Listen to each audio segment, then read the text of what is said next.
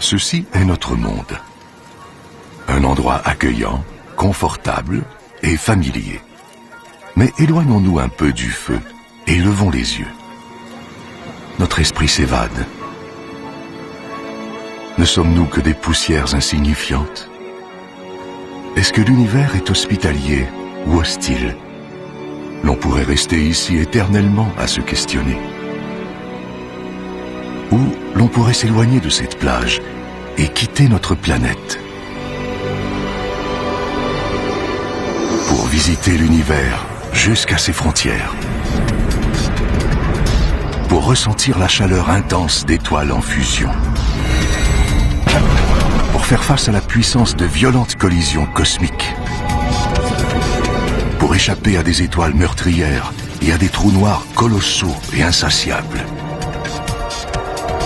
Pour être témoin de la naissance de nouvelles étoiles et atteindre les limites de la compréhension humaine. Cela signifie qu'il faut voyager dans le temps, jusqu'au début de l'univers, pour assister à l'instant où tout a commencé. Le Big Bang. Êtes-vous prêts? Alors allons-y. Embarquons dans un voyage jusqu'aux frontières de l'univers.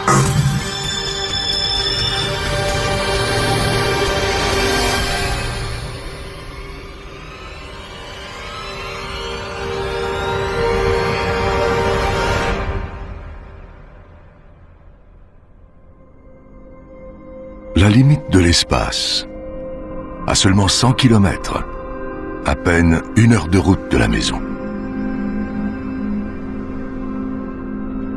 En bas, la vie continue.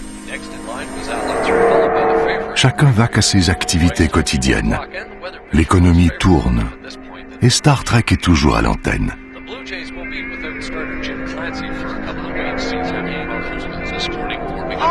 Order! Will the honourable gentleman resume his seat? Mr. Ashton. Mais il faut laisser tout ça derrière nous.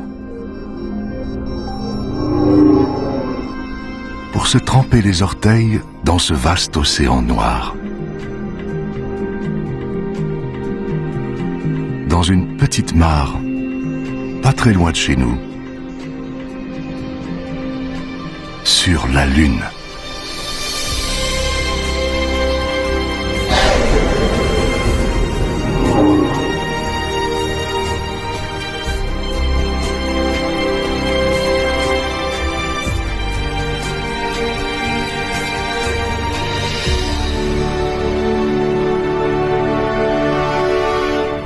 Nous sommes à environ 400 000 km de la Terre.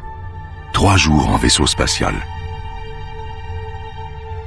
C'est réconfortant de rester près de chez nous. Des douzaines d'astronautes ont fait ce périple avant nous. 12 d'entre eux ont marché sur la Lune.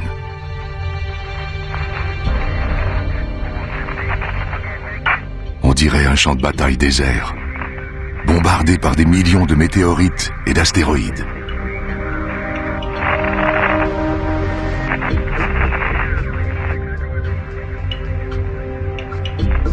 Mais tout est silencieux maintenant.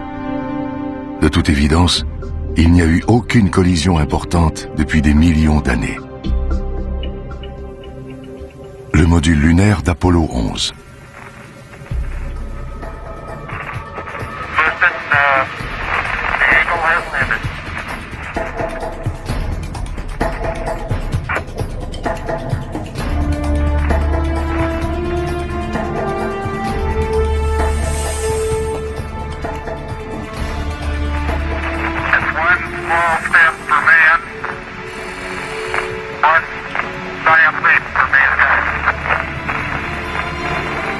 Les risques sont grands pour les astronautes d'Apollo.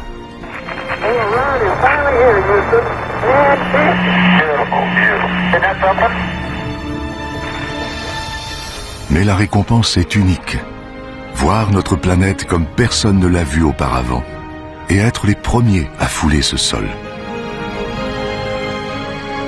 Visiter un autre monde. Un monde bombardé par les radiations mortelles du Soleil. Un champ infini de lave congelée et de tas de roches grises.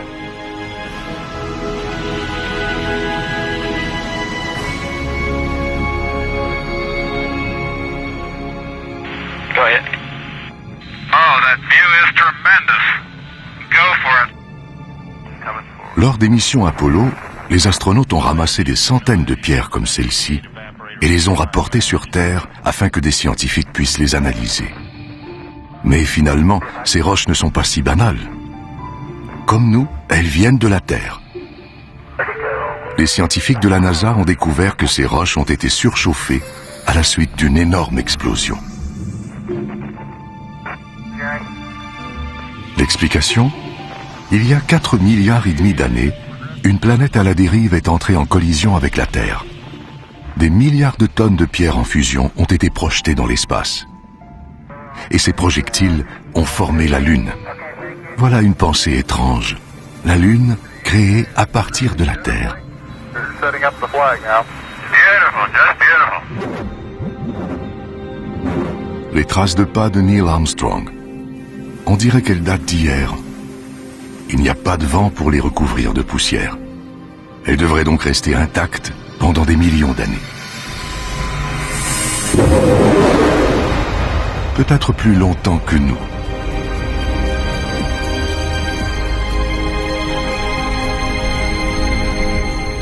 Notre temps est compté.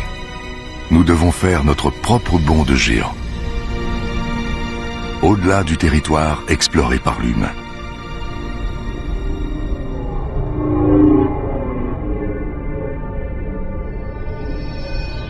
Dans l'obscurité, un visage amical.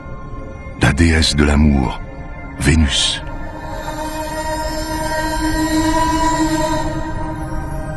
L'étoile du matin, l'étoile du soir. Vénus est la planète la plus brillante du système solaire. Ces spectaculaires nuages jaunes réfléchissent la lumière du soleil.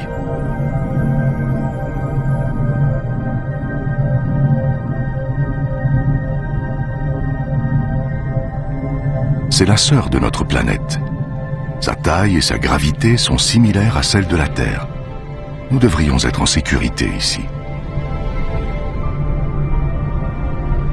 Mais la sonde spatiale Vénus Express nous apprend que ces nuages éblouissants sont composés d'acide sulfurique mortel et que l'atmosphère de la planète est chargée de dioxyde de carbone. Il faut rester sur nos gardes.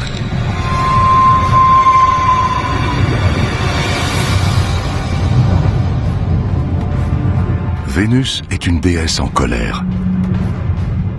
L'air y est nocif, la pression intolérable, et il fait chaud. Près de 500 degrés Celsius. Si nous y restons trop longtemps, nous serons rongés par l'acide, étouffés, écrasés et calcinés.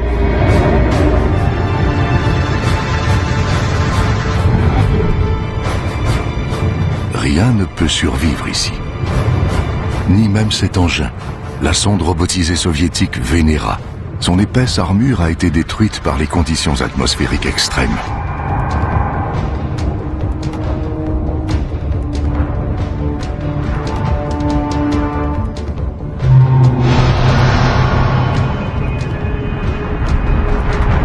Elle est si belle vue de la Terre. Mais on constate en se rapprochant que Vénus est une sœur diabolique, parsemée de milliers de volcans.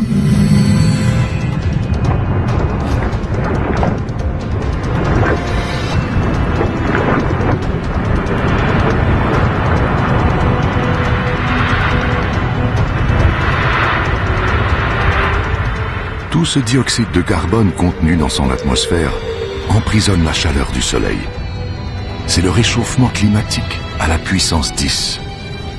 Vénus a peut-être déjà été plus calme, comme sa sœur la Terre. Si c'est le cas, ce pourrait être l'avenir de notre planète.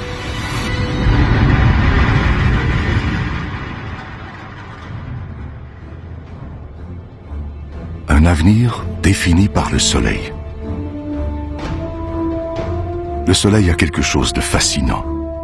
Un peu comme Méduse. Il est trop terrifiant pour qu'on le regarde, mais il nous est impossible d'y résister. Il nous attire, comme la lumière attire une mouche. Minuscule à côté du Soleil qui la brûle, Mercure. Voilà ce qui arrive lorsqu'on s'approche trop du Soleil. Les écarts de température sont extrêmes ici. La nuit, il fait moins 170 degrés, le jour, plus de 400 degrés. Brûlé, gelé. Et regardez ces cicatrices. On dirait que Mercure a connu un passé violent.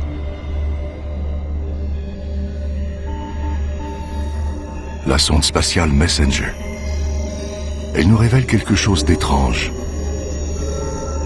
Pour une planète de sa taille, Mercure a une attraction gravitationnelle très puissante. Elle doit être plus massive qu'elle ne paraît. C'est comme une immense boule de fer recouverte d'une mince couche de roche. Le noyau de ce qui fut une plus grande planète. Mais où est le reste? Peut-être qu'une planète à la dérive a heurté Mercure, fracassant ainsi ses couches extérieures.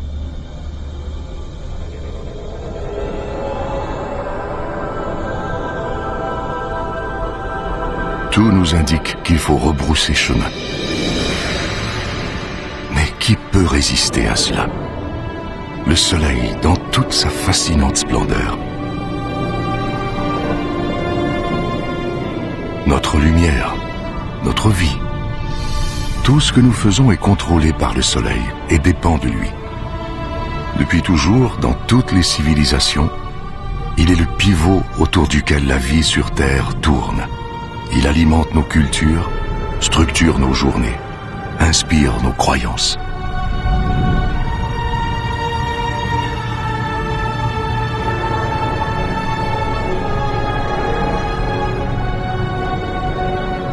Nous sommes maintenant à 150 millions de kilomètres de la maison. Un voyage de 20 ans en avion. S'il devait s'éteindre, il est si éloigné qu'il nous faudrait 8 minutes avant de nous en rendre compte. Il est si gros qu'il pourrait contenir 1 million de planètes Terre, et si massif que son attraction gravitationnelle contrôle tout le système solaire.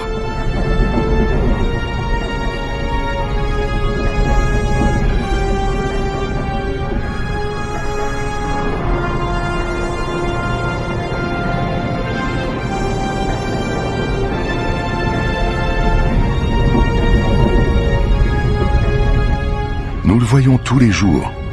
C'est un visage familier dans notre ciel. De près, il est méconnaissable. Une mer turbulente de gaz incandescents. La température y dépasse les 5000 degrés.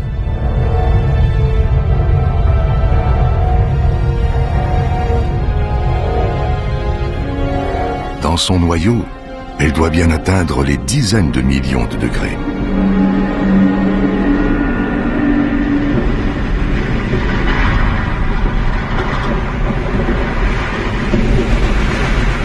C'est suffisamment chaud pour déclencher une réaction nucléaire qui transforme des millions de tonnes de matière en énergie chaque seconde.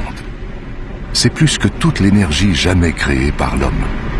Sur Terre, cette énergie nous parvient sous forme de lumière et de chaleur.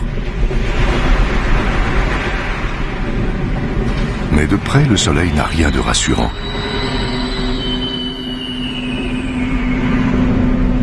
Il déborde d'activité électrique et magnétique. Il explose, créant ainsi ces énormes boucles de gaz incandescents appelées des protubérances solaires. Chacune d'elles dégage plus d'énergie que 10 millions de volcans. On pourrait placer la Terre sous une de ces boucles et il resterait encore des dizaines de milliers de kilomètres d'espace libre.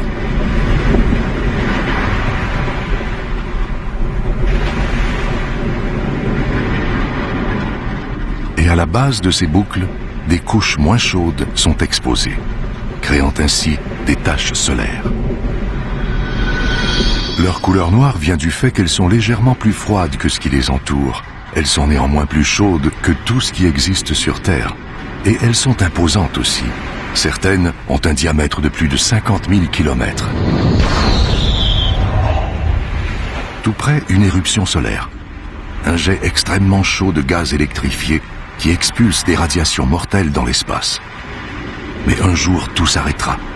Le Soleil aura épuisé son carburant et s'éteindra.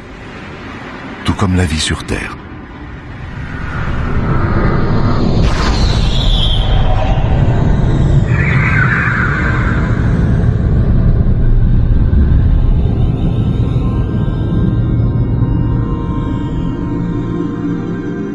Le Soleil donne la vie, mais il la détruit aussi.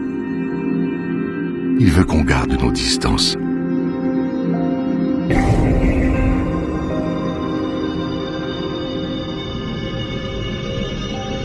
Cette comète s'est aventurée trop près.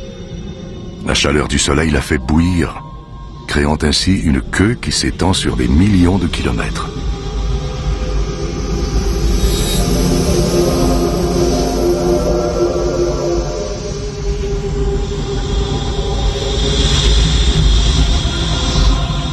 On gèle ici.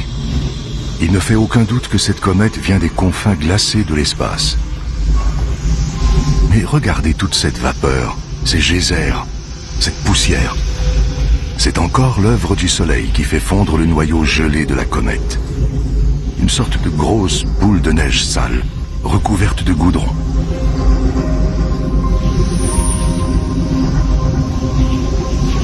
Et de minuscules morceaux de ce qui semble être de la matière organique, préservés dans la glace depuis... qui sait depuis quand?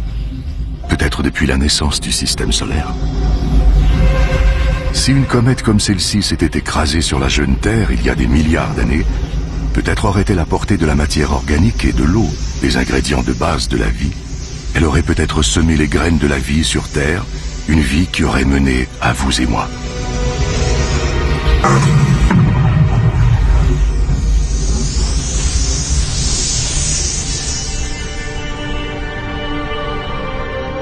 Mais si elle devait s'écraser sur la Terre aujourd'hui? Pensez aux dinosaures qui ont été rayés de la carte par l'impact d'une comète ou d'un astéroïde il y a 65 millions d'années. Ce n'est qu'une question de temps. Éventuellement, un jour, à moins que l'on trouve une façon de se protéger, nous subirons le même sort que les dinosaures. La Terre est en sécurité, pour l'instant. Mais si la vie sur Terre était anéantie, nous devrions trouver une nouvelle demeure. Parmi les millions, les milliards de planètes, il doit en exister une qui n'est pas trop chaude, pas trop froide, avec de l'air, de la lumière et de l'eau.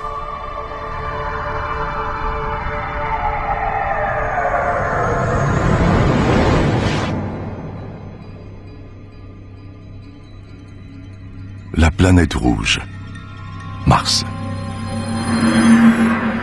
Pendant des siècles, nous nous sommes tournés vers Mars, espérant y trouver de la compagnie, des signes de vie.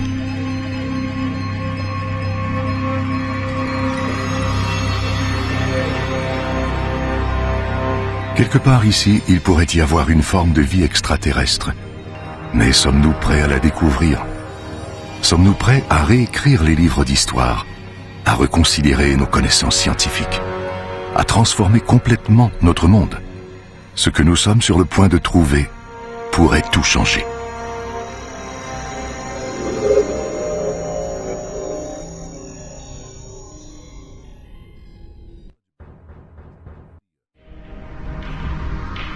Plus que toute autre planète, Mars captive notre imagination. Pensez aux films et aux bandes dessinées de science-fiction. Que nous ont-ils fait découvrir? Les Martiens. Ce n'est que de la fiction, n'est-ce pas? Et s'il y avait vraiment quelque chose ici? Si c'est le cas, ils vivent sur une planète morte.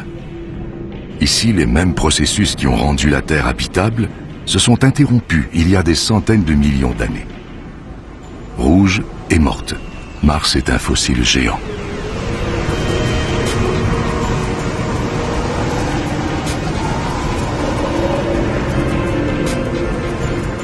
Un tourbillon de poussière.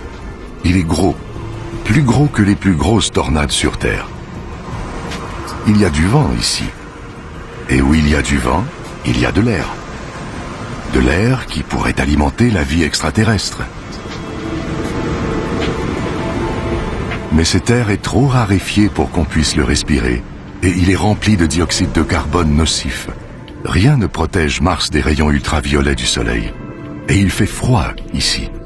Le mercure descend aussi bas que moins 80 degrés, gelant ainsi l'eau dans le sol, au pôle et même dans l'atmosphère sous forme de neige.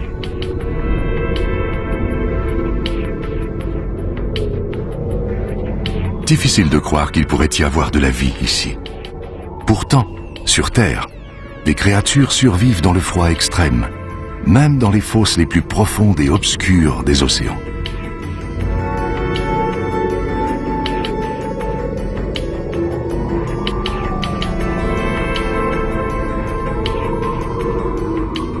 Même dans des conditions extrêmes, la vie fait valoir ses droits.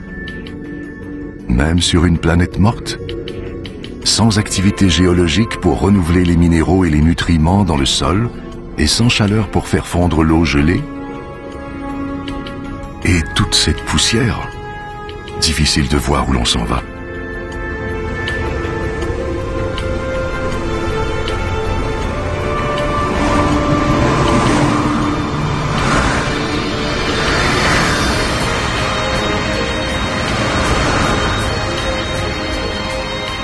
Olympus Mons, un ancien volcan immense, 3 fois plus haut que l'Everest.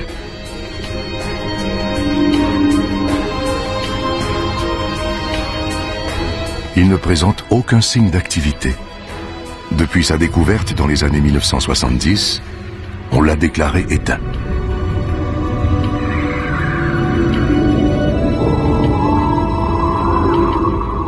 Toute coulée de lave doit être épuisée depuis longtemps, anéantie par les impacts des météorites. À moins que ce monstre ne soit pas mort après tout. S'il est vivant, il pourrait y avoir du magma en fusion sous la croûte en ce moment. Ça change tout. Une activité volcanique pourrait faire fondre l'eau gelée dans le sol, créant ainsi les conditions nécessaires pour que la vie s'épanouisse.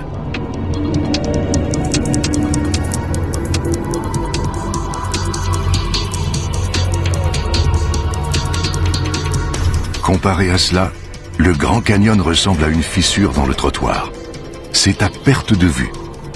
Ce canyon est si long qu'il traverserait toute l'Amérique du Nord. Il y a des signes d'érosion et des lits de rivières asséchés. Comme si l'activité volcanique avait fait fondre de l'eau gelée dans le sol, qui aurait ensuite déferlé dans ce canyon.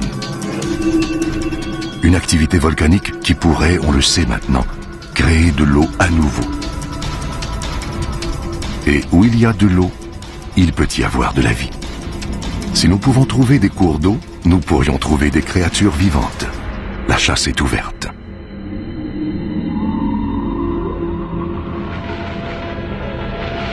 Déambulant dans ce paysage de désolation, le robot mobile de la NASA, Opportunity. Il cherche des preuves que ces plaines stériles ont déjà été des lacs ou des océans qui ont pu héberger des formes de vie.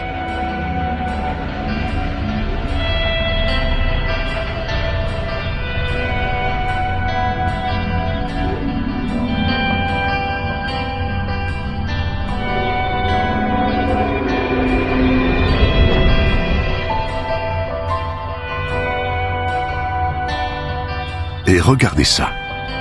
Chaque fois qu'une sonde en orbite autour de Mars détecte une de ces ravines, elle en trouve de nouvelles. C'est une autre preuve que Mars est bel et bien vivante, qu'il y a peut-être de l'eau qui s'écoule sous sa surface, créant ces ravines. De l'eau qui pourrait alimenter la vie martienne.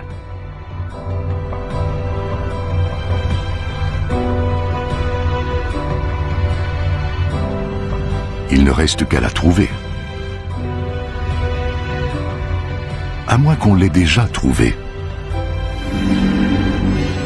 Pas sur Mars, mais sur Terre.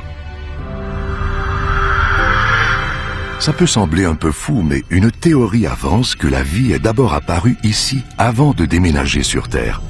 L'impact d'un astéroïde aurait projeté des fragments de Mars comportant de minuscules microbes dans l'espace et sur la jeune planète Terre.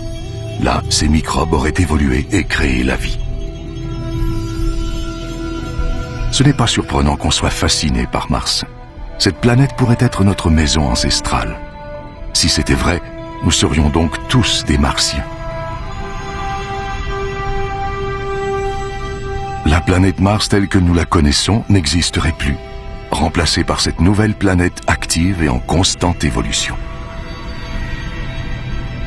Et si nous connaissions très peu Mars, la planète la plus étudiée du système solaire, quelle autre surprise nous attend? Il doit y avoir d'autres secrets qui ne demandent qu'à être découverts,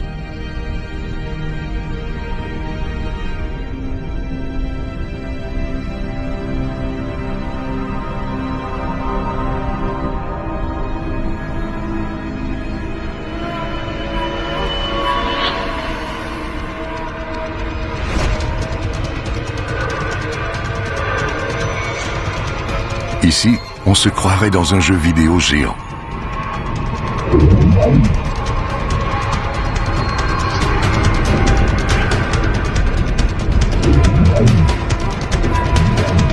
Mais ces astéroïdes sont bien réels. Certains mesurent des centaines de kilomètres. Celui-ci doit mesurer environ 30 kilomètres. Et regardez. Il n'a pas dû être facile de poser une sonde sur un astéroïde voyageant à 80 000 km à l'heure. C'est beaucoup d'efforts pour étudier un caillou. Un de ces cailloux qui peuvent entrer en collision avec d'autres, se briser et tomber sur Terre sous la forme de météorites. Or, ce sont des cailloux comme ceux-ci qui se sont agglomérés pour former les planètes, dont la nôtre.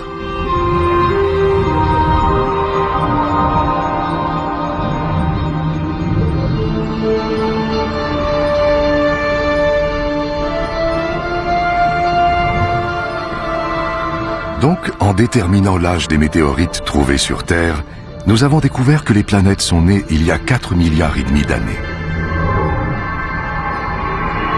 Voici donc les actes de naissance de notre système solaire.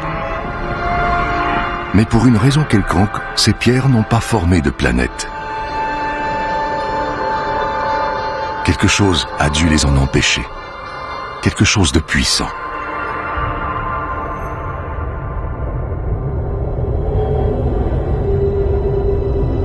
Jupiter. Quel monstre! Au moins 1000 fois plus grosse que la Terre. Si énorme qu'elle pourrait contenir toutes les autres planètes. Quelque chose d'aussi gros influence grandement ses voisins. Son attraction gravitationnelle empêche les astéroïdes de former une planète.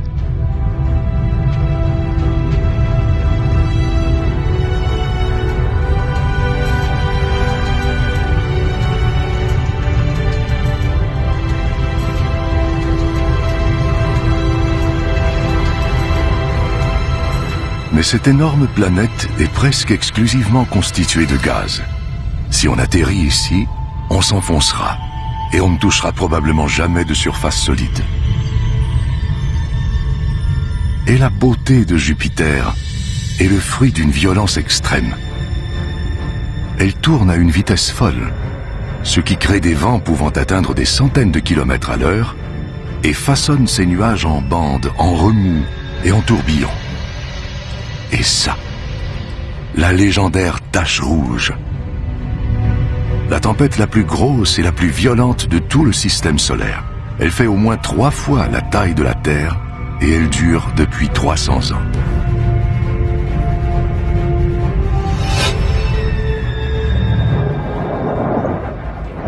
Tous ces nuages agités ont déclenché un orage électrique. Un seul de ces éclairs est 10 000 fois plus puissant que n'importe quel éclair sur Terre.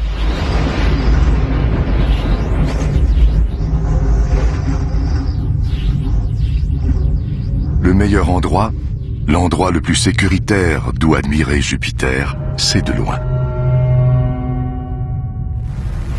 Regardez ces lumières. Elles ressemblent à des aurores boréales qui dansent autour des pôles.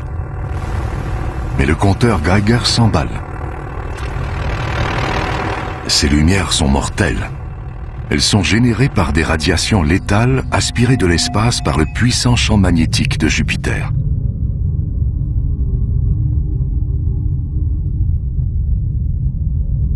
On commence à réaliser qu'ici, il ne faut jamais se fier aux apparences.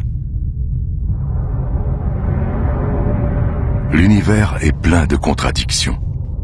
Il faut faire preuve de prudence en naviguant parmi les quelques 62 lunes de Jupiter.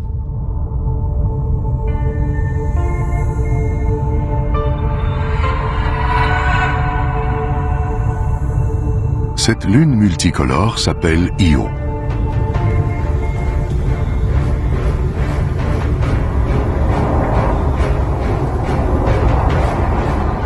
Ces jolies couleurs, c'est de la roche en fusion, du soufre, et des volcans qui crachent des cendres brûlantes et du soufre à des centaines de kilomètres dans les airs. C'est l'endroit le plus explosif que nous ayons aperçu depuis le Soleil. notre voyage magique vers les frontières de l'univers tourne au cauchemar. Il faut continuer à croire que parmi tous ces dangers, il existe des lieux sûrs, quelque part.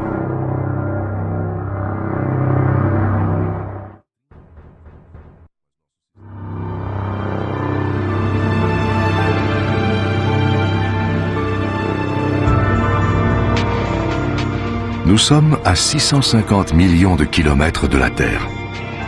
Comme cet endroit est étrange et familier en même temps.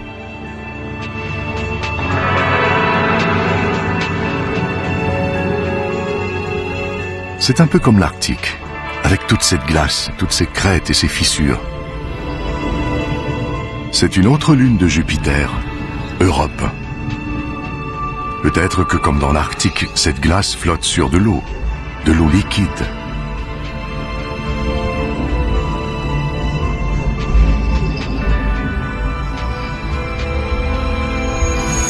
C'est intriguant, mais nous sommes à 800 millions de kilomètres du Soleil. Europe est sûrement complètement gelée.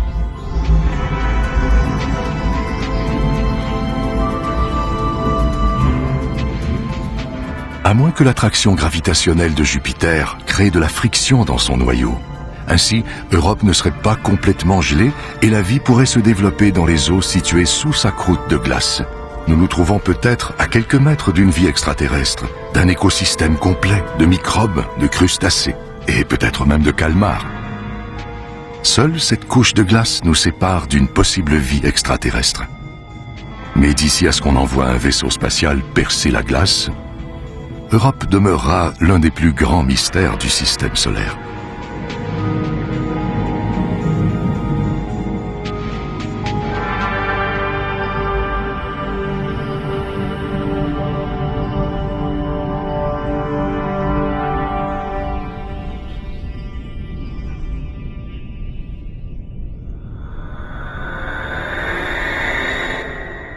Elle captive notre imagination et hante nos rêves. La voici qui tourne devant nos yeux. Saturne, le joyau du système solaire. Pour la contempler, tout ce périple valait la peine. Il y a quelque chose de magique à propos de Saturne. Une boule de gaz géante, si légère qu'elle flotterait sur l'eau. Ces anneaux spectaculaires pourraient s'étendre de la Terre à la Lune. Mais ils n'ont que quelques centaines de mètres d'épaisseur. La sonde Cassini, elle reçoit de faibles ondes radio, probablement générées par les aurores autour des pôles de Saturne. Voilà la véritable musique des sphères.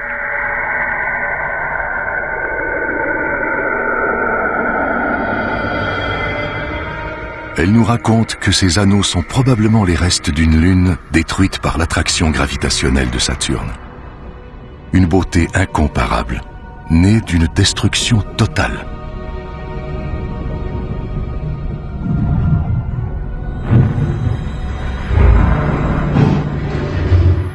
Des milliards de morceaux de glace, certains petits comme des glaçons, d'autres grands comme une maison.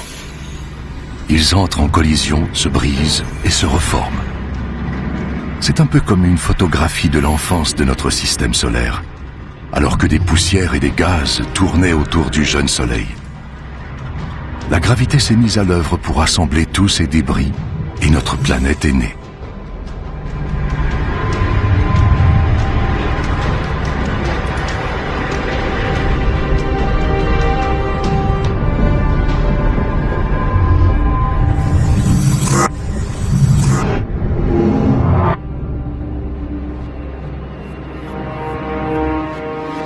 Chaque objet en orbite autour de Saturne est techniquement une lune, du plus petit bloc de glace à la soixantaine de grosses lunes de la planète. Parmi celles-ci, il y en a une qui est plus grosse que notre lune et même que Mercure, Titan. Elle est recouverte d'épais nuages.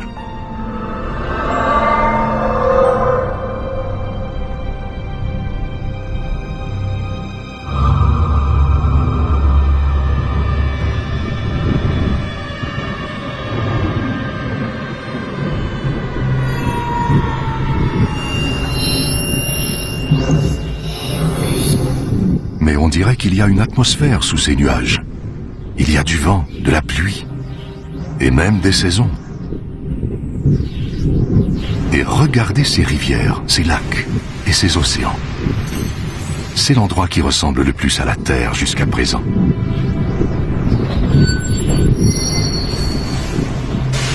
Toutefois, ce n'est pas de l'eau qui coule ici, mais du gaz naturel liquide. Il doit y avoir des milliers de fois plus de gaz naturel que dans toutes les réserves de la Terre.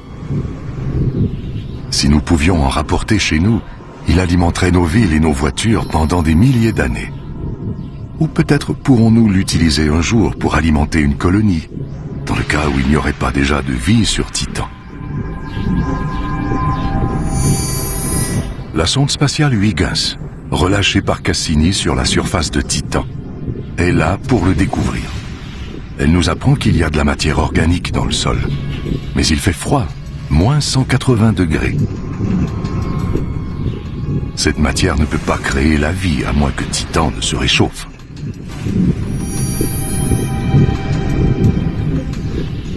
On prévoit que le Soleil se réchauffera. À ce moment, peut-être que la vie jaillira ici, tout comme elle l'a fait sur la Terre il y a des milliards d'années. Comme la Terre deviendra trop chaude pour nous, peut-être déménagerons-nous sur Titan. Cette lune lointaine pourrait devenir notre nouveau foyer.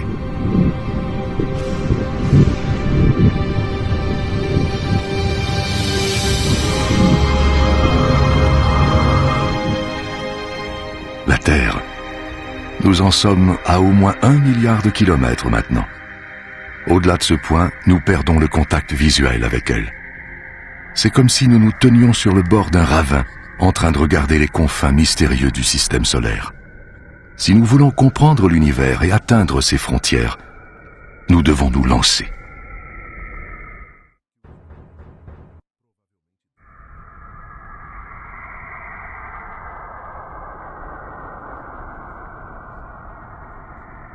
Invisible de la Terre, inconnu pendant une grande partie de l'histoire de l'humanité, nous voici aux confins du système solaire. C'est comme si nous plongions dans les profondeurs de l'océan.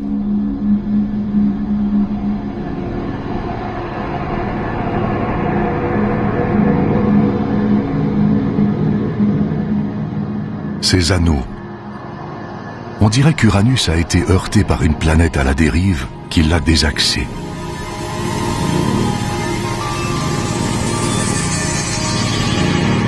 C'est sinistre ici, et on se sent seul. Pourtant, nous avons à peine quitté le rivage.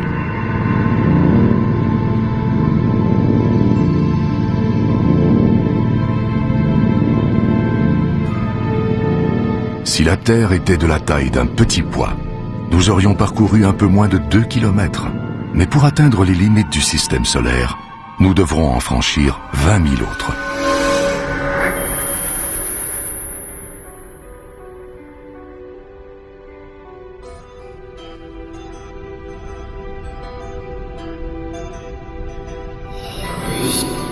Une autre bête étrange surgit des profondeurs, le dieu de la mer, Neptune.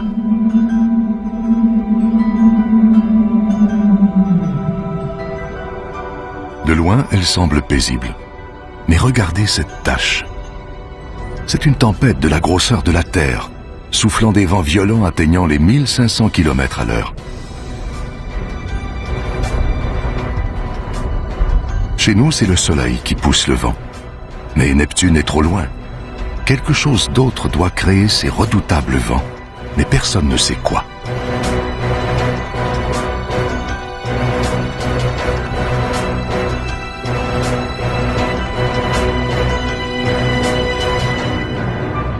Tout juste au-delà de Neptune, une de ses lunes, Triton.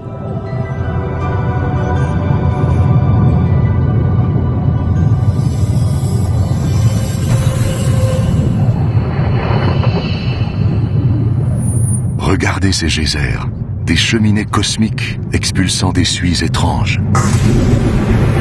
Cette lune tourne autour de Neptune dans le sens opposé à celui de la rotation de la planète. On assiste à une lutte entre forces cosmiques, lutte perdue d'avance pour cette lune rebelle. La puissante attraction gravitationnelle de Neptune exerce une grande pression sur Triton, la ralentissant et l'attirant vers elle.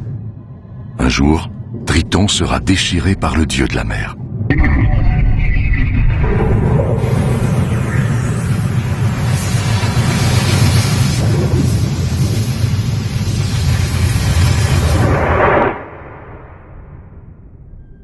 Et c'est tout.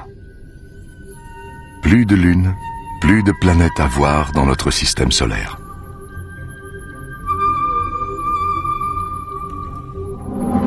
Mais jetez un coup d'œil par ici. Ce n'est pas le vide. C'est bourré de roches gelées et de sphères glacées. Comme Pluton. Jusqu'à récemment, nous croyions qu'elle était seule, qu'il n'y avait rien au-delà. Nous avions tort. Encore plus de mondes gelés. Des découvertes si récentes que personne ne sait comment les appeler. Les plutinos, les plutoïdes, les cuboinos. Peu importe leur nom, les conséquences sont les mêmes. Notre système solaire n'est pas le modèle bien défini que nous croyons. À plus de 13 milliards de kilomètres de la Terre, on trouve l'objet le plus éloigné à décrire une orbite autour du Soleil. Un autre petit monde de glace appelé Sedna est découvert en 2003. Son orbite dure 10 000 ans et le conduit à 130 milliards de kilomètres du Soleil.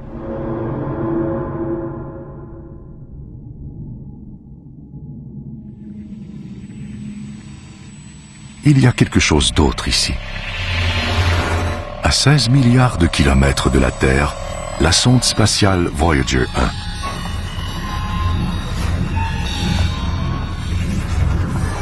Sans cette sonde, nous n'aurions aucune image des planètes géantes et nous ne saurions rien de leurs lunes étranges.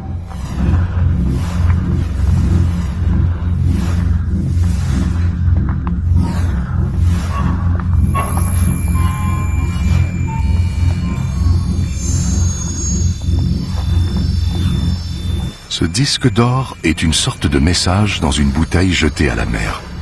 Un mot de bienvenue y a été enregistré dans plusieurs langues.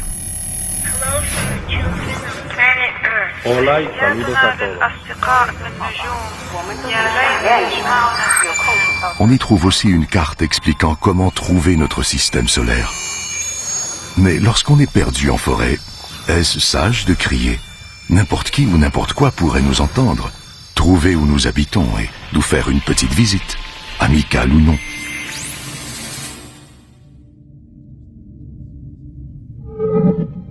Un nuage d'iceberg cosmique. Il ressemble à la comète que nous avons croisée plus tôt. Peut-être venait-elle d'ici. Comme les comètes qui ont semé les graines de la vie sur Terre il y a des milliards d'années.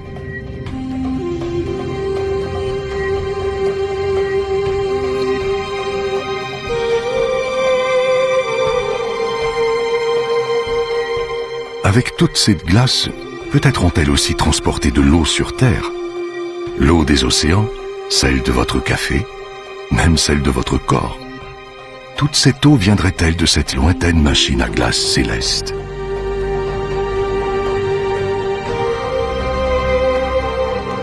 Nous sommes à 8 millions de kilomètres de chez nous, c'est-à-dire à 8 billions de kilomètres. Et notre périple ne fait que commencer. Devant nous, des billions de kilomètres et des milliards d'étoiles. Nous y sommes.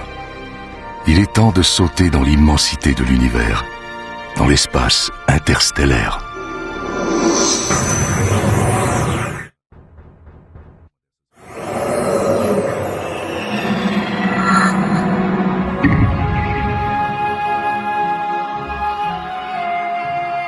L'espace interstellaire, bien au-delà de notre système solaire.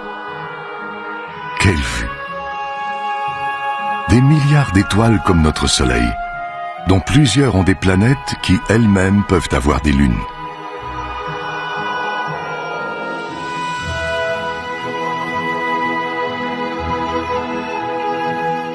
Difficile de choisir dans quelle direction aller. Les possibilités sont infinies dans toutes les directions. Peu importe où nous irons, nous aurons besoin d'un sérieux coup d'accélérateur.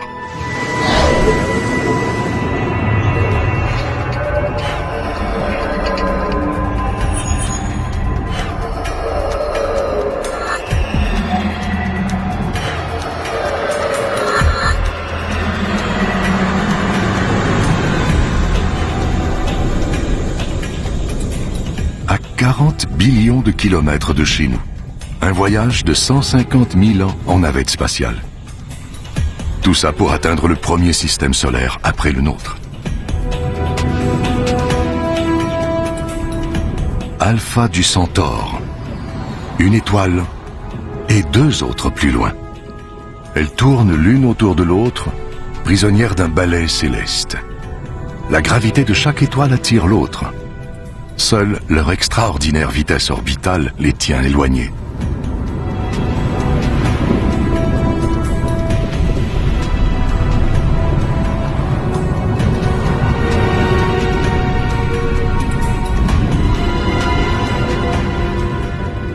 Nous sommes si loin de chez nous maintenant que les kilomètres ne veulent plus rien dire.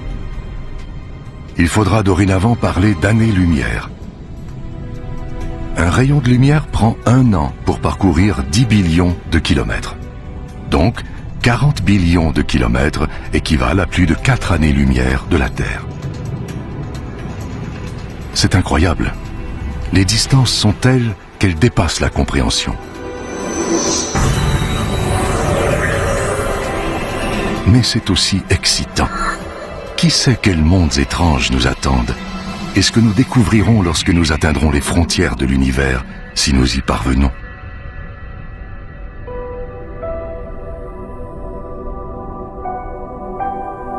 À 10 années-lumière de la Terre se trouve l'étoile Epsilon d'Éridan.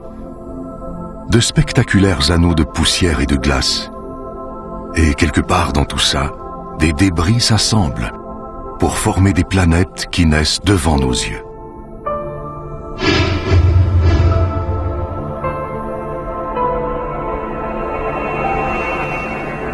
Des astéroïdes et des comètes partout. C'est un peu comme regarder notre propre système solaire il y a des milliards d'années. Les comètes apportent les molécules organiques à ces jeunes planètes, semant ainsi la vie comme elles l'ont peut-être fait sur Terre.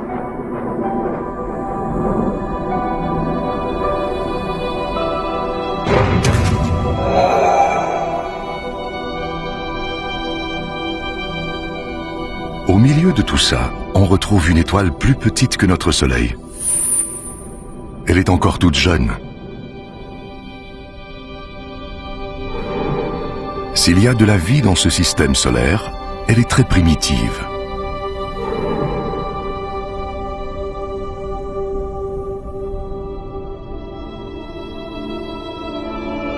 Il doit y avoir des systèmes solaires plus développés, plus matures, quelque part. Mais ça revient à chercher une aiguille dans une botte de foin cosmique.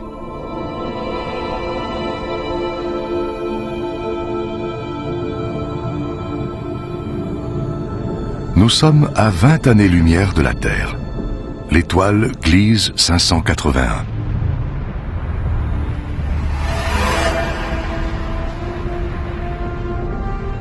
Elle a à peu près le même âge que notre Soleil.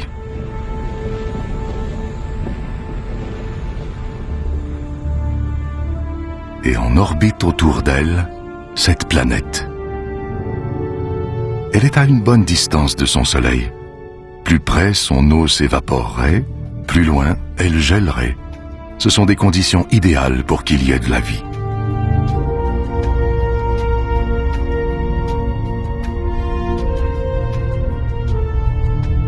Et si une comète l'avait heurtée et y avait apporté de l'eau et de la matière organique? La vie, des êtres complexes comme nous et même des civilisations comme la nôtre s'y trouvent peut-être en cet instant. S'il y a de la vie ici, même à cette distance, ses habitants pourraient capter nos ondes télévisuelles et regarder des émissions d'il y a 20 ans. C'est le temps que ces ondes prennent pour se rendre jusqu'ici. Here's your host, Joe Jackman. Mais d'ici à ce que les générations futures trouvent le moyen de communiquer sur de si grandes distances, nous ne pouvons que spéculer. Eux et nous menons des vies parallèles, inconscients de l'existence de l'autre. À moins qu'il y ait eu de la vie qui aurait disparu.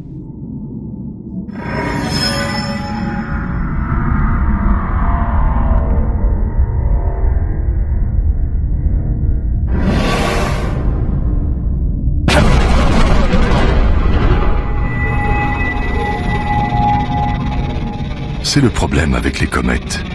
Elles donnent la vie, mais la reprennent aussi. Les dinosaures l'ont appris à leurs dépens il y a 65 millions d'années. C'est l'aiguille dans la botte de foin cosmique. C'est le système solaire qui ressemble le plus au nôtre, mais nous l'avons découvert par hasard. Il peut y en avoir des milliers, des millions d'autres comme ça. Ou aucun.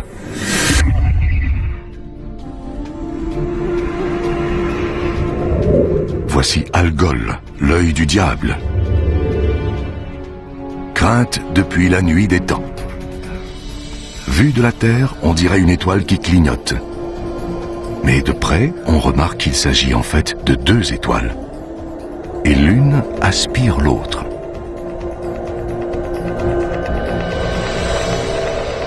Nous sommes à près de 100 années-lumière de chez nous. Écoutez. Une des premières émissions radiophoniques. Ce n'est plus qu'un léger murmure.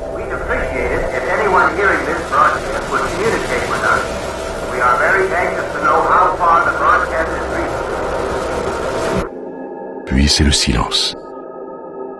À partir d'ici, c'est comme si la Terre n'avait jamais existé. Les extraterrestres vivant au-delà de ce point ignorent tout de notre existence. Le moment où nous avons levé les yeux vers les étoiles et nous sommes demandé quelle était notre place dans l'univers nous paraît bien loin. Nous ne regardons plus les merveilles que nous rencontrons du même œil. En plus de nous en apprendre sur notre propre monde, elles nous font découvrir tout l'univers, son passé et son futur.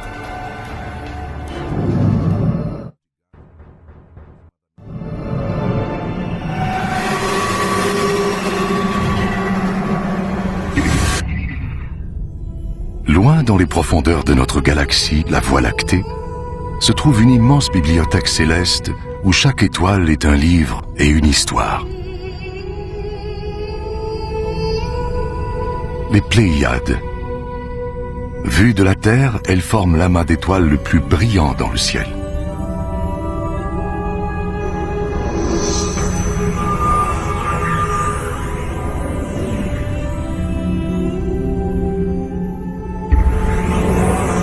Et cette géante, c'est Bételgeuse, l'étoile la plus grosse et la plus brillante que nous ayons vue jusqu'à présent.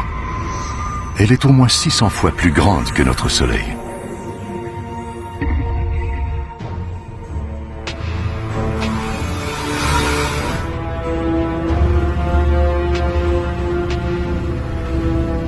Qu'est-ce que c'est que ça? Ce n'est pas une étoile, ni une planète. Ça ne ressemble à rien de ce que nous avons vu.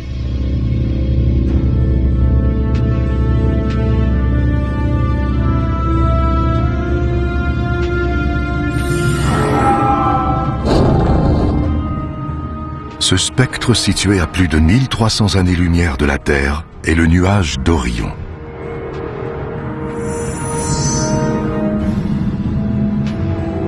Des poussières et des gaz si denses qu'ils nous aveuglent et nous isolent du reste de l'univers.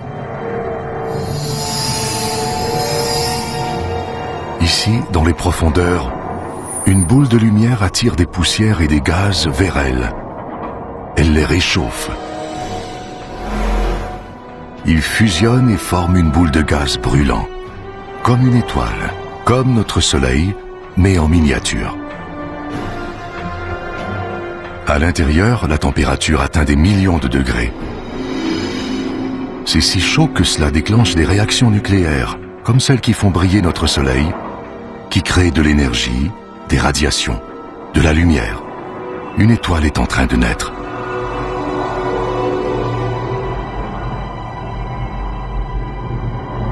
Ou plutôt des étoiles.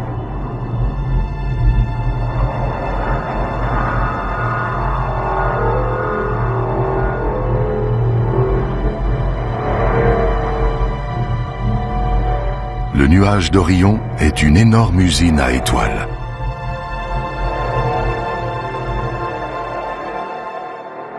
Nous assistons à la naissance d'un univers futur.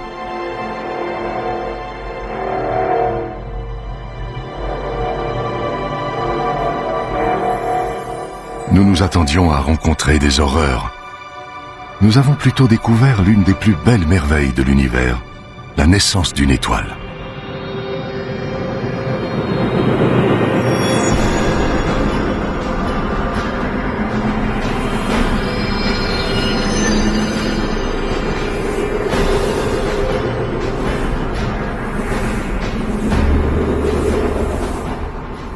Des jets de gaz propulsés à une vitesse de 200 000 km/h. Projetant des poussières et des gaz sur des millions de kilomètres.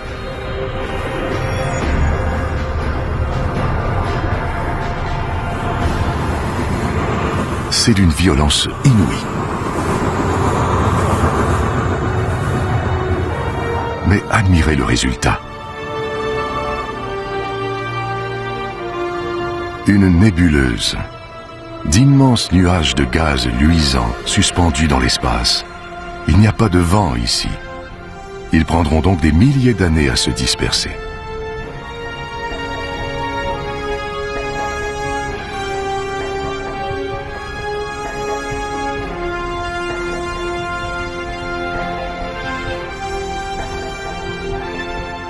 Nous avons vu bien des choses étranges, mais ça, c'est un chef-d'œuvre. Une tête de cheval géante qui se dresse dans l'espace.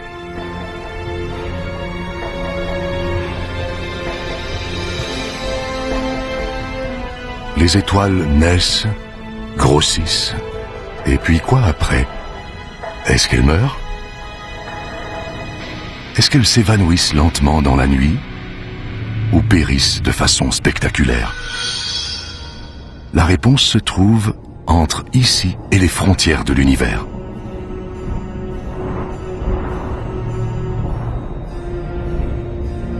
Près de 4000 années-lumière plus loin, des nuages lumineux suspendus dans l'espace, encerclant ce qui fut jadis une étoile comme notre Soleil. Tout ce qui reste d'elle, ce sont ces gaz aux couleurs vives. Ces éléments, issus de la fusion nucléaire au cœur de l'étoile, ont été relâchés dans l'espace à sa mort. Le vert et le violet sont l'hydrogène et l'hélium, les matières brutes de l'univers. Le rouge et le bleu sont l'azote et l'oxygène, les blocs de fondation de la vie sur Terre. Si nous vivons, c'est grâce à des étoiles comme celle-ci. L'oxygène de nos poumons, l'azote de notre ADN, tout a été créé par la fusion nucléaire dans des étoiles mortes longtemps avant la naissance de la Terre. Nous sommes faits de déchets nucléaires stellaires. Notre arbre généalogique commence ici.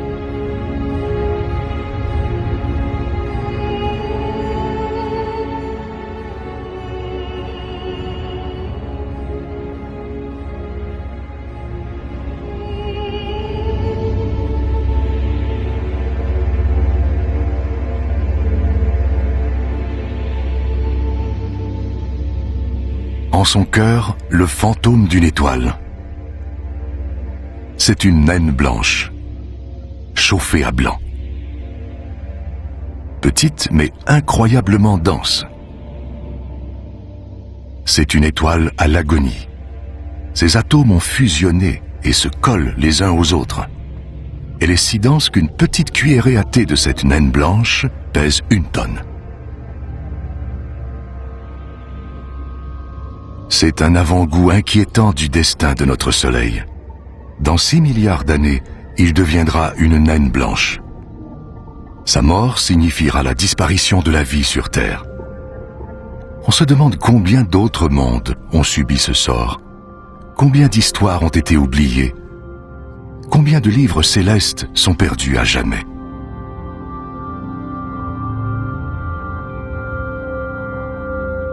Mais la plus merveilleuse des histoires reste à venir.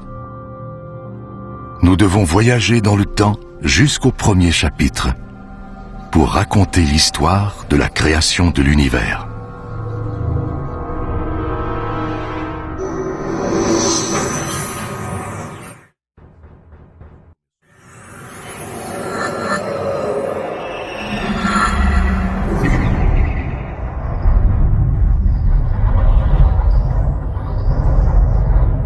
Les restes éparpillés d'une étoile morte, la nébuleuse du Crabe.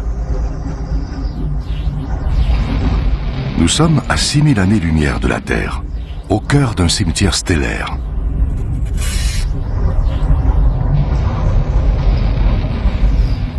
Des poussières et des gaz qui s'étendent sur des billions de kilomètres.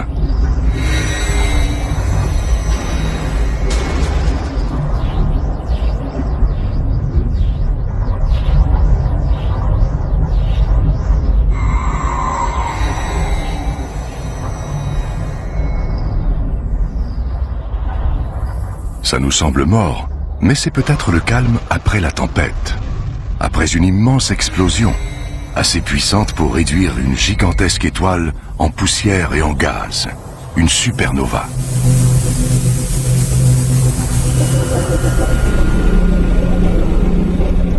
Le voici, l'œil de la tempête. Une étoile qui tourne sur elle-même et qui émet des pulsations. Un pulsar. La gravité a dû compresser le noyau de l'étoile géante pour en faire ceci. Il ne fait que 20 km de diamètre et il est d'une densité inimaginable. Un grain de ce pulsar doit peser des centaines, peut-être même des millions de tonnes. Plus il rapetisse, plus il tourne rapidement, comme un patineur artistique qui tourne sur lui-même les bras tendus, puis qui les rapproche pour tourner plus vite. 2 rayons de lumière, d'énergie, de radiation qui tournent 30 fois par seconde. Ils ont formé un immense nuage de poussière et de gaz. Il y a tellement de radiation ici. Il y en a même plus que sur le Soleil. Si ce pulsar était aussi près de la Terre que le Soleil, toute forme de vie disparaîtrait immédiatement de la surface de notre planète. C'est assurément la chose la plus dangereuse que nous avons rencontrée jusqu'à maintenant.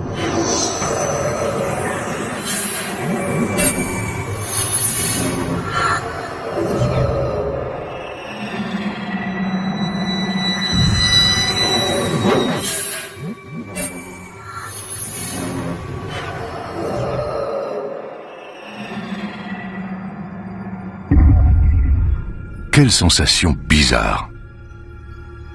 C'est comme si quelque chose de mauvais s'approchait. Une présence malveillante. La chose que nous ne voulions pas rencontrer. Complètement noire. Cachant les étoiles derrière elle. Nous regardons la mort droit dans les yeux. Ce sont les restes d'une étoile géante. Un trou noir.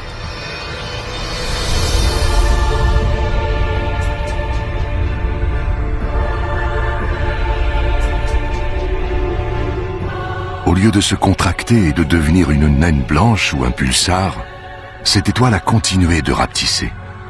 Elle est devenue si petite qu'elle mesure à peine quelques kilomètres, mais elle est considérablement plus dense qu'un pulsar. Et c'est impossible d'y résister.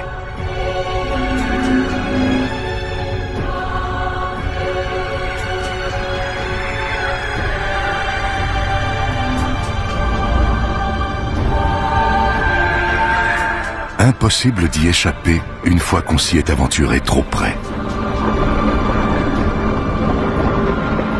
Nous savons maintenant pourquoi on appelle ça un trou noir.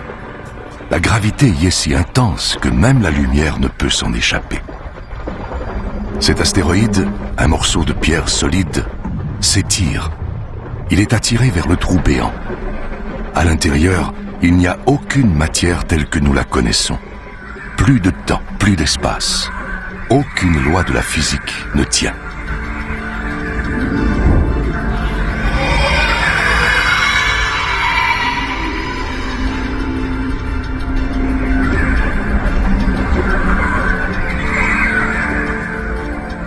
L'astéroïde a disparu. Et en vérité, personne ne sait où il est allé.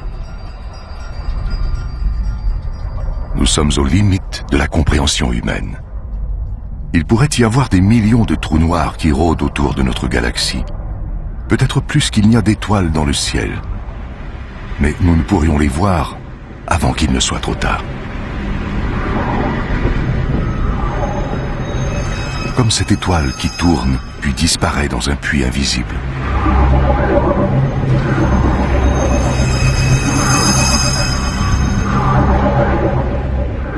Qui sait, peut-être vivons-nous dans un vaste trou noir en ce moment même. Peut-être que tout notre univers est dans un trou noir, à l'intérieur d'un autre univers.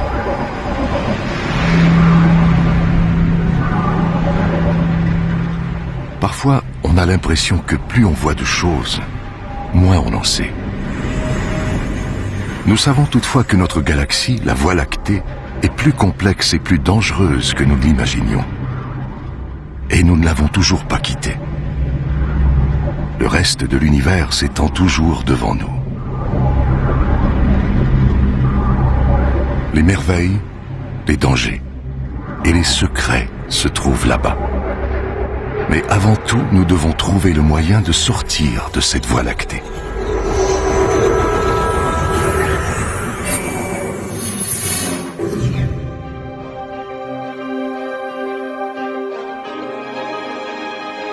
Nous sommes à 7000 années-lumière de chez nous, encore au cœur de notre propre galaxie. C'est comme si nous étions dans une forêt dense, peuplée d'arbres tous plus magnifiques et fascinants les uns que les autres. La forêt est si dense que l'on ne peut voir l'horizon pour avoir une idée de l'ampleur. Nous devons nous frayer un chemin pour atteindre les clairières aux limites de la galaxie. C'est seulement là que nous pourrons comprendre où elle a commencé et d'où nous venons. Mais difficile de quitter de tels paysages. Un colossal nuage luisant surmonté de grandes tours de poussière, les piliers de la création. Ils sont comme la porte d'entrée des confins de la galaxie. Les deux piliers sont parsemés de petits renflements, des embryons de systèmes solaires. Chacun est gros comme notre système solaire. Encore un monument qui témoigne de la remarquable créativité de la nature.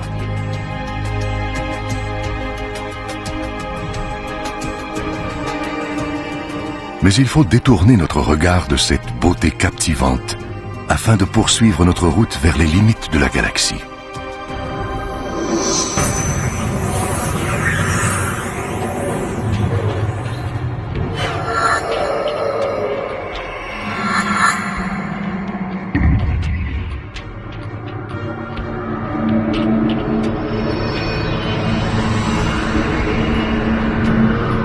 Émerveillés par la beauté de la Voie lactée, nous nous sommes égarés dans un champ de mines cosmiques.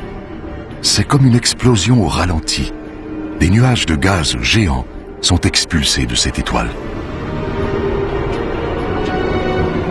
Une étoile des millions de fois plus brillante que notre Soleil. Les réactions nucléaires qui l'alimentent s'épuisent. Nous assistons à ses derniers souffles.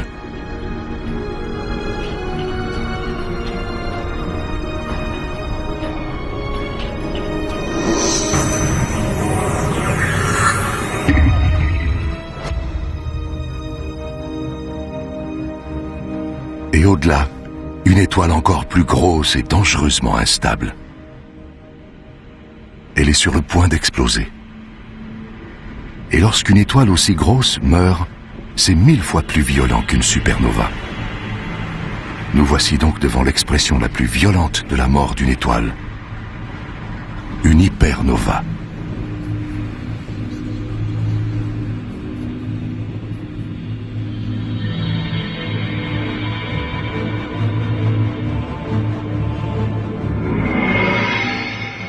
Le noyau se désintègre. Il devient un trou noir.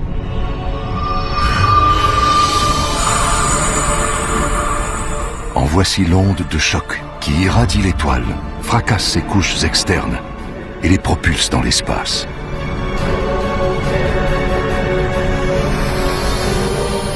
y a des radiations mortelles partout, en quantité suffisante pour avoir un effet catastrophique sur les malheureuses planètes à proximité.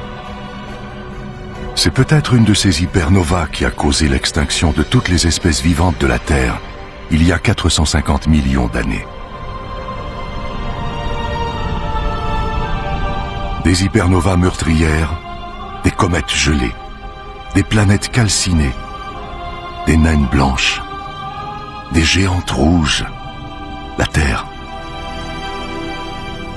De minuscules gouttes dans une vaste étendue de lumière blanche, notre propre galaxie, la Voie lactée. Nous voulions savoir quelle était notre place dans l'univers. Voici la réponse.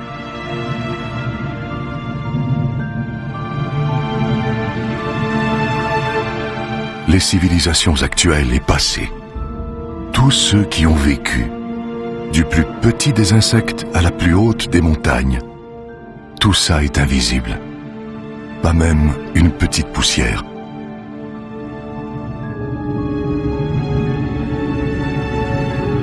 Notre demeure est une petite planète autour d'une étoile banale. Si elle disparaissait maintenant, nous ne le remarquerions même pas.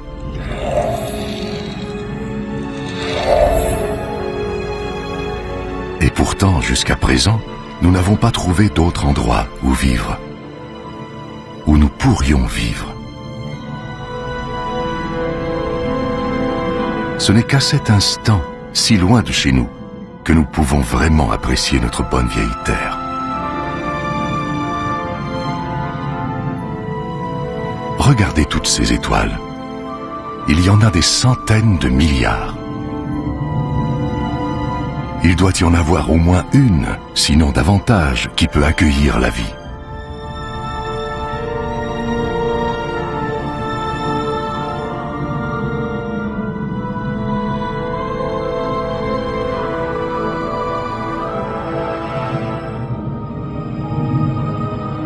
Peut-être ici, dans cette nuée d'étoiles, le grand amas d'Hercule.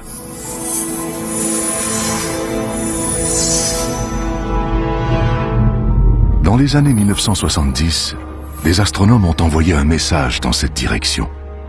Ce message décrit en détail la structure de notre ADN et comporte une carte de notre système solaire. Mais nous sommes si loin de la Terre que le message n'arrivera pas avant au moins 25 000 ans.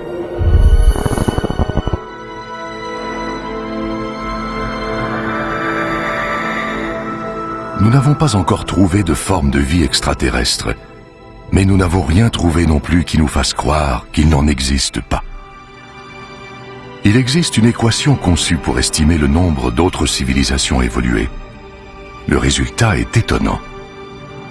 Il devrait y avoir des millions de civilisations, juste dans notre galaxie.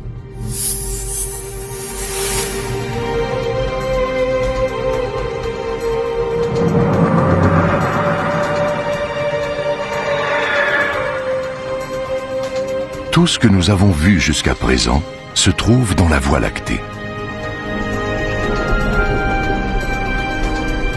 Nous avons maintenant l'occasion de voir d'autres galaxies,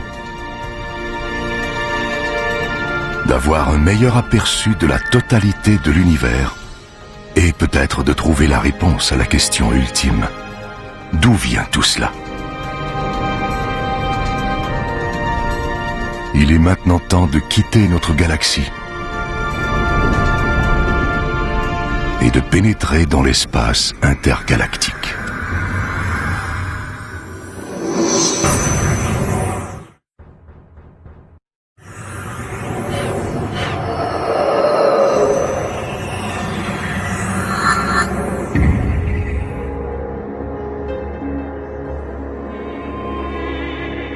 Au-delà de la Voie lactée, dans les vastes espaces entre les galaxies, contre toute attente, nous sommes parvenus à l'espace intergalactique.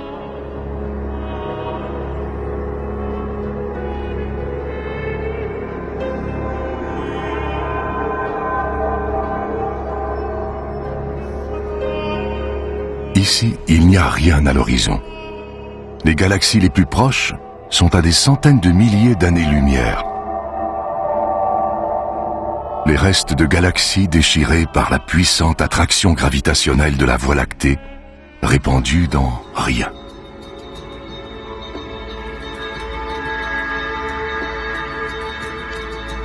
C'est ce qui ressemble le plus au vide parfait dans tout l'univers. Mais même ici, ce n'est pas complètement vide. On détecte de subtiles traces de gaz et de poussière. Et quelque chose d'autre. La matière noire. Elle est si mystérieuse qu'on ne peut la voir, la sentir, la goûter ou la toucher. Ni même la mesurer. Elle est pourtant si répandue qu'elle pourrait constituer plus de 90% de toute la matière dans l'univers. Si la matière noire existe, cela signifie que le vide n'existe pas. Même ici, nous sommes entourés par de la matière. Nous en suspectons l'existence seulement en raison de l'étrange pouvoir qu'elle semble exercer sur les galaxies, comme celle-ci, le grand nuage de Magellan. À plus de 160 000 années-lumière de la Voie lactée, un voyage de 6 milliards d'années dans la navette spatiale la plus rapide, aux limites de la portée de son attraction gravitationnelle. Cette galaxie pourrait se perdre dans l'espace, mais quelque chose semble la retenir ici. Quelque chose d'invisible et de puissant. La matière noire. Des étoiles, des amas d'étoiles, des nébuleuses. Un énorme coffre au trésor astronomique.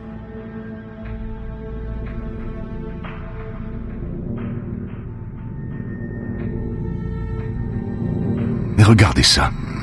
On dirait un collier de perles brillantes. C'est une boule de feu expulsée par ce qui a dû être une gigantesque explosion. Une supernova.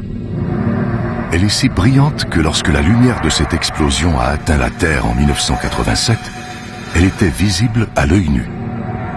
Et si violente qu'elle a déclenché une série de réactions nucléaires qui ont fusionné des atomes pour créer de nouveaux éléments, comme de l'or, de l'argent, du platine, puis les a propulsés dans l'espace.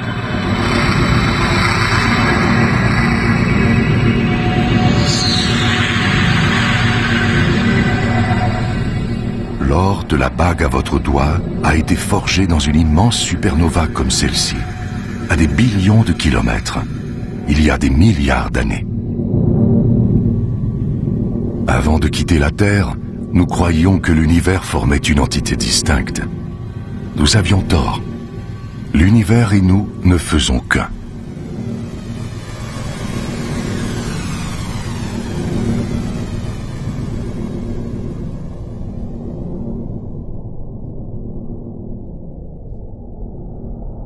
C'est rassurant de se le rappeler, alors qu'on s'enfonce dans cet abîme.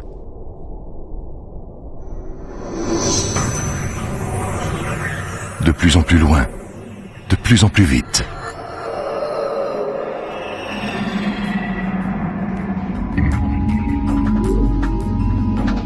La galaxie d'Andromède, à 2,5 millions d'années-lumière de la Terre. Elle se déplace dans l'espace à près d'1 million de kilomètres à l'heure. Tout dans l'espace s'éloigne, comme les éclats d'une explosion. Nous voyons cette galaxie telle qu'elle était quand nos ancêtres préhistoriques peuplaient les plaines africaines.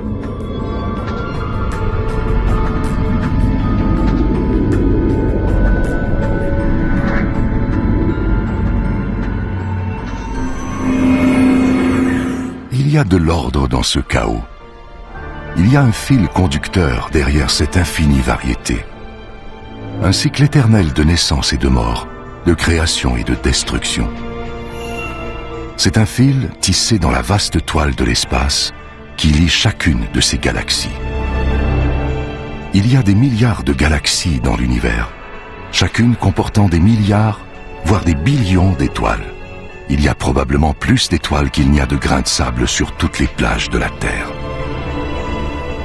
Il ne s'agit là que des étoiles qui existent en ce moment.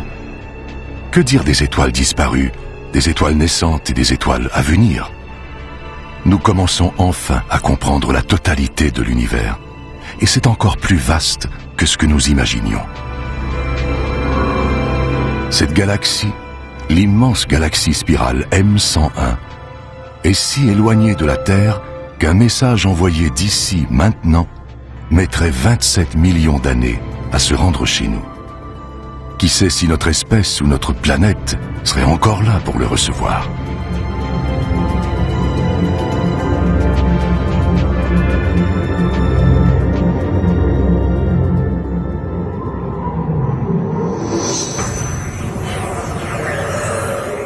Nous continuons notre voyage dans le temps. Nous avons passé le moment où les dinosaures ont été exterminés, où les premières créatures se sont aventurées hors de l'eau.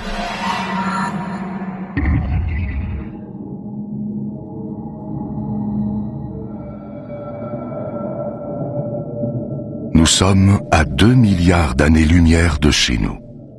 Nous approchons des frontières de l'univers. Nous retournons au début des temps.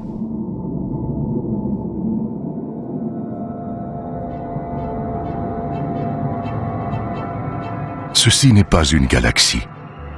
C'est plus brillant que des centaines de galaxies réunies. Un éblouissant rayon d'énergie expulsé sur des billions de kilomètres. Quelque chose d'aussi gros, d'aussi brillant, doit être incroyablement puissant. Notre expérience nous apprend qu'ici, puissance égale danger. On dirait un quasar, la chose la plus meurtrière de tout l'univers. Si c'est le cas, notre périple pourrait bien être terminé, juste au moment où nous pouvions en entrevoir la fin.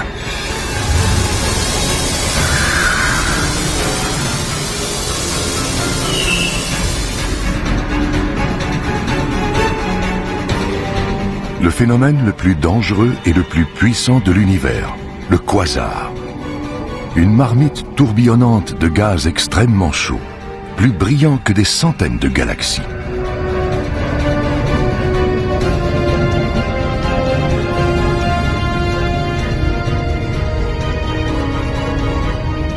La source de cette puissance extraordinaire repose au cœur même de la bête. Un cœur obscur, un trou noir gigantesque, aussi lourd que des milliards de soleils.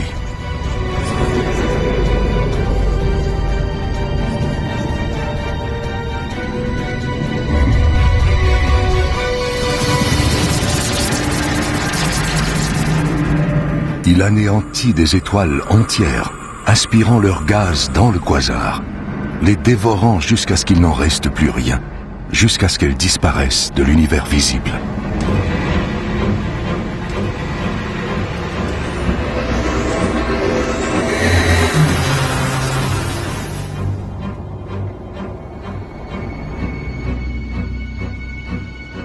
Nous avons vu le pire de ce que peut offrir l'univers, ses forces les plus destructrices. La voie est maintenant libre. Les frontières ultimes de l'univers sont à notre portée.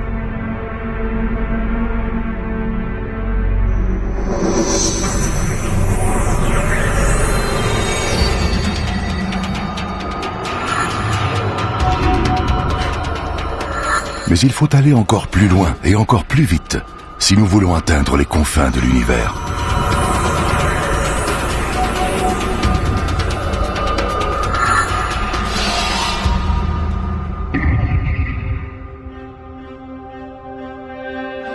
À 8 milliards d'années-lumière de la Terre, on trouve d'autres galaxies. Mais celles-ci sont différentes.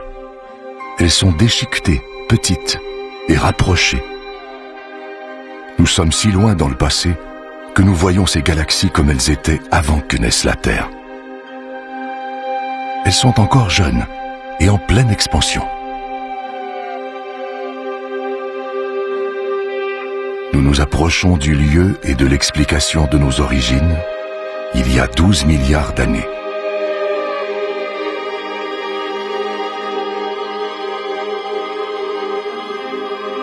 Regardez ces galaxies maintenant. Elles sont comme du plancton qui flotte dans un vaste et sombre océan.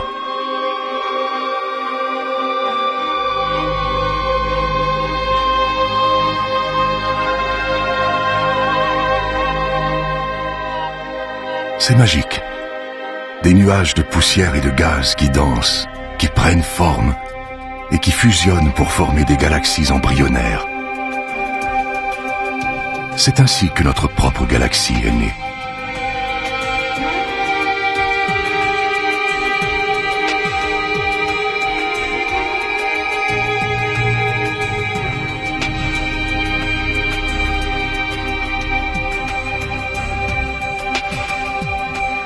Elles disparaissent. Nous sommes avant la naissance des étoiles, dans un âge des ténèbres cosmiques.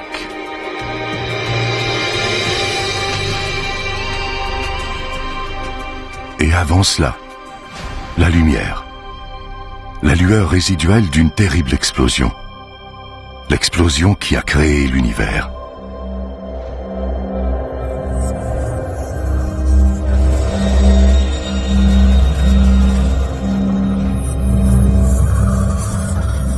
Nous y sommes presque.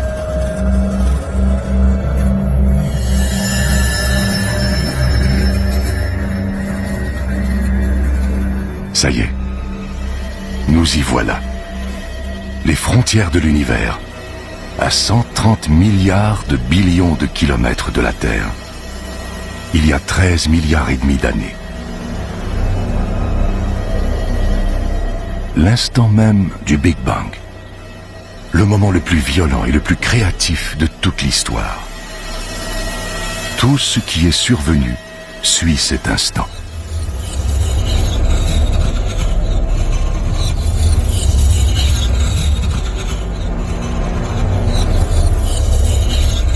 Il a intrigué toutes les religions et toutes les cultures. Mais nous ne connaissons toujours pas l'élément déclencheur de cet acte de création, ni les raisons. C'est ici que s'achève notre voyage et que l'univers commence. Les frontières de l'univers, il y a 13 milliards et demi d'années. Nous sommes au moment le plus important de toute l'histoire, au commencement de l'histoire même. Un petit point infiniment dense et chaud explose. Le Big Bang.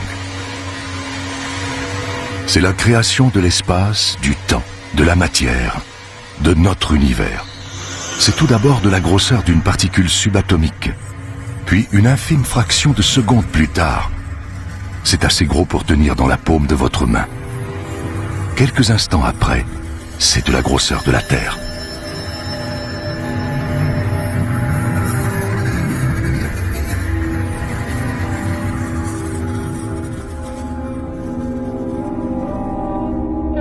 Aujourd'hui, la lumière du Big Bang se répand toujours, sous la forme d'ondes électromagnétiques. Votre antenne de télévision la capte. Ce sont les parasites que vous voyez à l'écran.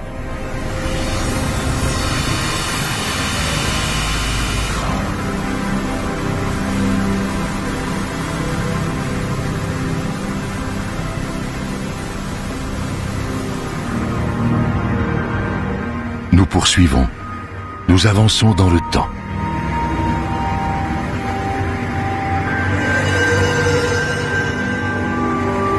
Tout ce que nous avons vu pendant notre voyage, ce sont des étincelles propagées par le Big Bang. Les galaxies, les étoiles, les planètes, ce ne sont que des débris.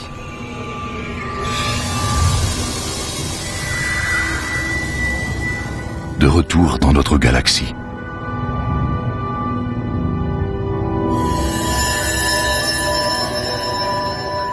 Puis dans notre système solaire.